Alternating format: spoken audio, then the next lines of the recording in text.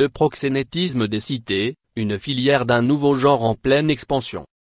Dans le secret de chambres d'hôtel du Val-de-Marne et de Paris, une demi-douzaine de filles étaient maintenues dans un état de quasi-séquestration. Elles recevaient chacune une dizaine de clients par jour pour le compte de proxénètes à peine plus âgés qu'elles.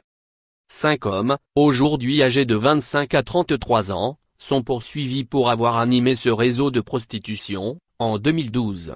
Vendredi 6 avril, au tribunal de Créteil, Val-de-Marne, leur procès se tiendra entre 2 dossiers de violence conjugale. L'espace d'un après-midi, il nourrira la chronique d'une forme de prostitution en pleine expansion. Le proxénétisme des cités ainsi que le désignent les policiers, trouve souvent ses maîtres d'œuvre parmi les seconds couteaux de la délinquance, les déçus des stupes et ceux revenus de l'escroquerie à la petite semaine.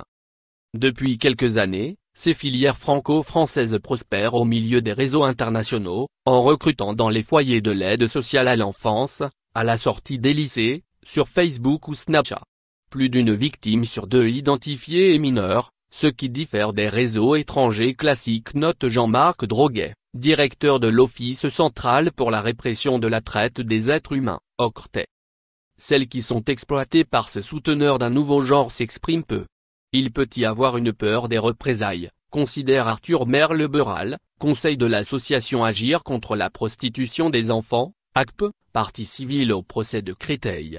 Mais c'est aussi un mélange de honte, d'envie de tourner la page et d'absence de prise de conscience.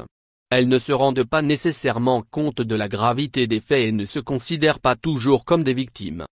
Le contenu des auditions de plusieurs adolescentes qui se prostituaient dans un appartement d'Argenteuil, Val d'Oise,